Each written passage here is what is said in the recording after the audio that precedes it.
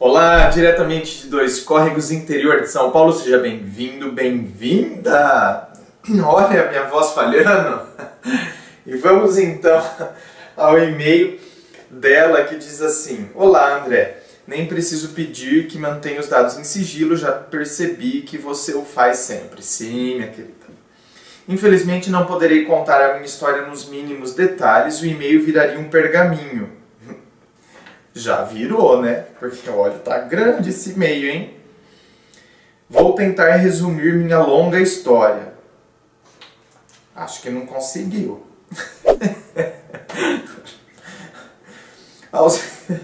Aos 23 anos, conheci um rapaz 2 anos mais novo do que eu, que mudaria por completo a minha vida.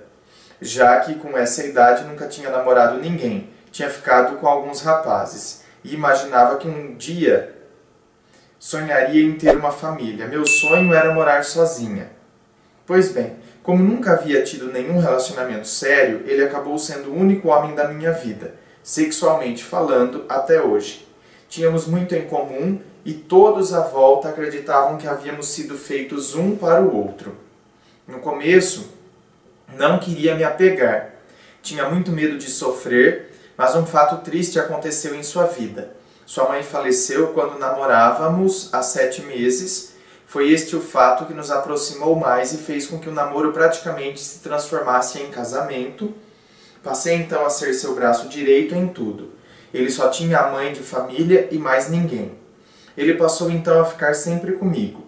Foi tudo perfeito até o 3º ano de namoro, quando ele começou a mudar, pois me traiu e um amigo nosso o ameaçou de me contar. Ele começou a fugir de mim e acabei descobrindo por um outro amigo o fato ocorrido. Tirei satisfação, ele confirmou, mas não deu muitos detalhes e nem sequer pediu desculpas. E nem desculpa pediu? Começo do problema. Eu, muito burra, voltei com ele. A partir de então me tornei muito ciumenta e nunca mais confiei no que ele dizia, mesmo assim continuamos. Quando estávamos juntos, há 7 anos, engravidei. Foi tudo tranquilo, só que não morávamos juntos e passamos a morar na casa dos meus pais. Sabia que não ia ser bom, mas não podia fazer outra coisa na época. Depois de 2 anos conseguimos comprar um apartamento e fomos morar finalmente no nosso cantinho, pena que durou pouco. Foram os melhores meses da minha vida. Apesar de não sermos oficialmente casados, me sentia muito bem com a família que havia construído. Nessa época, ele foi muito atencioso comigo e com o filho. Um pai de família muito esforçado. Mas, como tudo que é bom dura pouco, por motivos financeiros tivemos que voltar para a casa dos meus pais. Aí a coisa foi só ladeira abaixo. Não tínhamos liberdade alguma, dormíamos os 3 no mesmo quarto e nem brigar podíamos porque sempre tinha alguém por perto. Nossa, é horrível, né?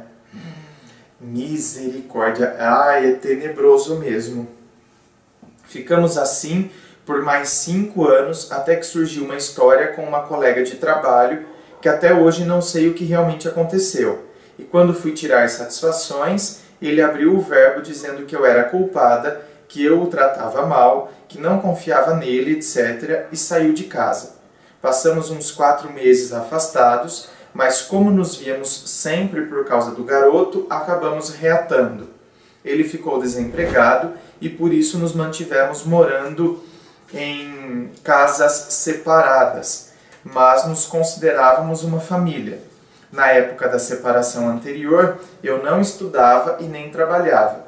Passei então a fazer faculdade do curso que era meu grande sonho e além da faculdade fazia um outro curso técnico, pois imaginava que, já que não podia confiar nele, quando nos separássemos novamente, eu ia pelo menos ter uma profissão e poderia criar meu filho sozinha. Quando estava na metade da graduação, consegui passar em uma universidade federal para outro curso.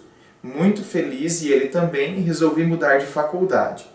O problema é que a federal fica longe do campus onde estudo atualmente, então o plano de voltar para o nosso apartamento foi posto de lado mais uma vez.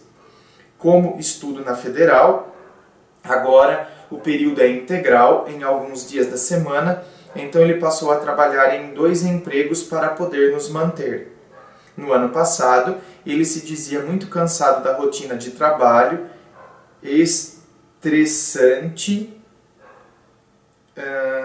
só em um emprego. Resultado, não poderíamos morar juntos por enquanto. Na verdade, sempre havia uma desculpa para não irmos morar juntos novamente. Um dia fui tirar satisfação. Fulano, parece que você está me enrolando. Sabe qual foi a resposta? Nossa, falando assim, você até me ofende. Em março do ano passado, ele me levou em uma loja para escolher alguns móveis e eu toda feliz fui achando que tudo que tínhamos vivido iria voltar a se repetir. Me refiro à felicidade da época em que morávamos em nosso apartamento. Pois bem, chegou dezembro, começamos a ficar próximos, pois estava de férias. Eu e nosso filho dormimos lá por algumas noites, inclusive no Natal. Alguns dias depois notei que ele parecia chateado e distante comigo. Aguentei a situação por uns 2 dias. Em finalzinho de dezembro estávamos sem nos falar direito. Não houve nenhuma briga, mas liguei para ele para desejar um feliz ano novo. Ele foi bem frio. Lembrei que nesses dias que ele mudou o tratamento comigo, ele comentou que alguém no trabalho tinha lhe dado uma chamada. Disse que ele não se cuidava, entre outras coisas.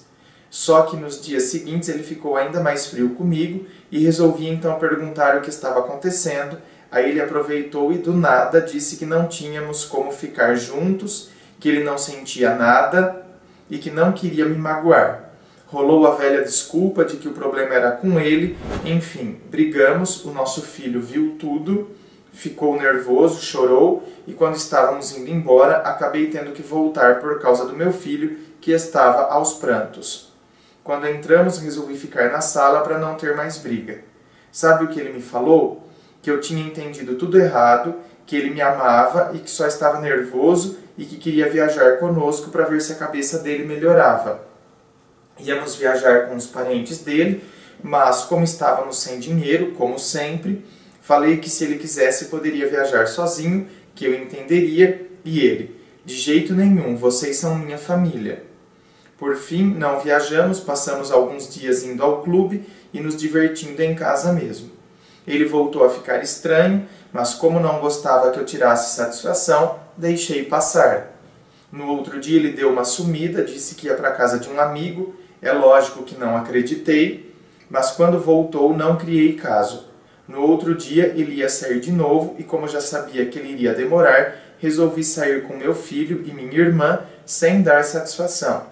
Ele só me ligou à noite para perguntar onde estávamos. Foi a primeira vez que fiz isso de sair e não avisar, pois já estava cansada de tanto esperar as migalhas de atenção. No outro dia, ele ainda continuava estranho, decidi me afastar e quando ele vinha buscar nosso filho para brincar, sempre ia com eles, resolvi não ir mais. Resultado, ele simplesmente, após 5 dias desse joguinho barato, decidiu pôr um ponto final na nossa relação. Primeiro, disse que a culpa era dele, que não estava bem. Depois falou em dinheiro. Depois mudou a conversa dizendo que eu era muito pessimista e culpada da vida dele não ir para frente. Nossa, você é a culpada da vida dele não ir para frente? Logo eu, que sempre fui esforçada, nesse tempo todo fiz 2 idiomas, trabalhava antes de ter meu filho, fiz 2 cursos técnicos, passei numa federal e ele, quando conheci, tinha apenas o ensino médio, só fez esse técnico que é a profissão dele porque eu incentivei ouvir que eu atrapalhei a vida dele. Isso tá me cheirando a mulherzinha dizendo coisas no ouvido e amigos que também o influenciaram, mas enfim, a última palavra é a dele, né? Aí que tá. Ainda que haja pessoas que fiquem buzinando coisas, quem tem que processar é a pessoa. Ou seja, as pessoas, porque vai ter sempre pessoas que vão falar coisas para nós. Quem tem que saber filtrar somos nós. Então, quer dizer, se a pessoa já não tem um sentimento suficiente por nós, ela se deixa levar por todas aquelas outras situações, mas é o que você está dizendo. A última palavra, quem dá é a pessoa. Tá? Ela não é papagaio para ficar repetindo o que os outros estão dizendo.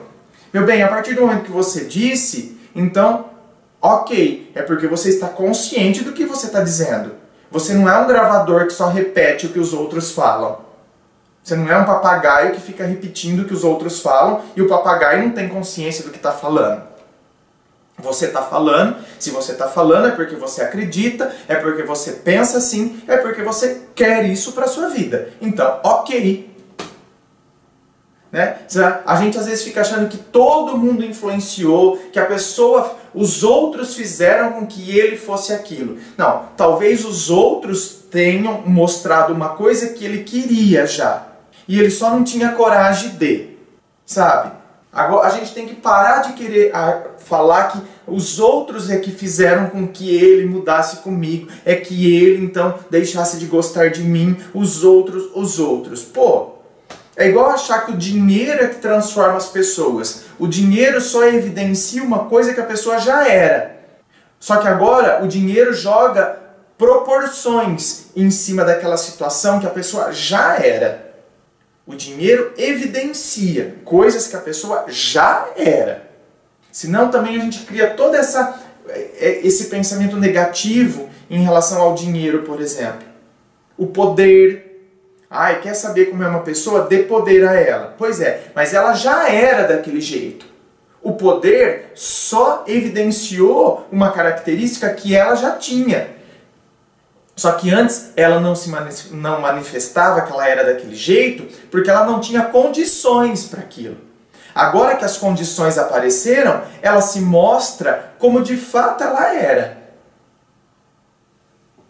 Porque uma pessoa que é honesta, ela pode estar em meio a desonestos que ela continua honesta. Entende? Então a gente tem que perceber essas situações. Enfim, André, resolvi dessa vez não correr mais atrás, pois eu sim deixei muitas oportunidades passarem por causa dele. Acho que ele não esperava o posicionamento que tomei finalmente, não falo mais com ele, evito ao máximo olhar para a cara dele, até chave para o meu filho eu dei para não ter que acompanhá-lo até o portão. Estou fazendo isso para evitar brigas e mais sofrimento para mim. Ele disse para o nosso filho que eu ignoro e que quer ser meu amigo. Gostaria que você me desse uma ajuda sobre como proceder diante da separação quando há uma outra pessoa envolvida, no caso, o nosso filho. Estou agindo da melhor maneira? Obrigada pela atenção, amo seus vídeos e desculpe pelo e-mail muito longo. Minha querida, agindo da maneira correta. Você não tem nada a ver. Tem coisas que você vai ter que conversar com ele, que dizem respeito, por exemplo, à educação do seu filho, não sei o que, você vai ter que conversar com ele. Ok, sobre a educação do filho, ou se o filho aprontou alguma coisa, a gente senta e conversa. Pronto, a nossa relação vai se reduzir a isso. Tá? Eu não quero mais ter contato porque isso só está me trazendo sofrimento. Não é? A pessoa fica este ioiô, vai e vem, vai e vem, vai e vem. Pelo contrário, agora começa a culpar como se eu fosse, então, a pedra de tropeço que não o deixa crescer. Não. Eu quero alguém que entenda que eu sou alguém que promovo e que quero fazer com que a pessoa também cresça. Eu quero crescer, quero alguém que acrescente na minha vida e eu também quero acrescentar. Agora a pessoa fala que eu não faço ela, que a vida dela não vai para frente por causa de mim. Então quer dizer, não, então tem alguma coisa muito errada mesmo. Então realmente é melhor cada um seguir seu caminho. Porém, temos algo em comum que é o nosso filho e nunca deixaremos de ter. Né? Então, lógico, se eu tenho que conversar alguma coisa para resolver questões do filho, então a gente conversa. Mas você segue seu caminho e eu vou seguir o meu. Isso não diminui em nada a minha relação com o meu filho e não diminui em nada a relação que você tem com ele também.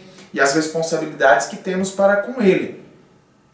Não é porque não estamos mais juntos que então agora o sentimento também se dividiu. O sentimento se separou. Quem se separou foi a relação que tínhamos enquanto marido e mulher. Só. O sentimento não se dividiu e nada disso. Né? A gente precisa ter consciência dessas coisas, senão a gente entra numa paranoia aí por conta dessas situações. Ok?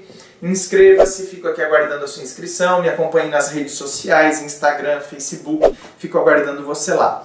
Muito obrigado, beijo no coração e, é claro, um forte abraço.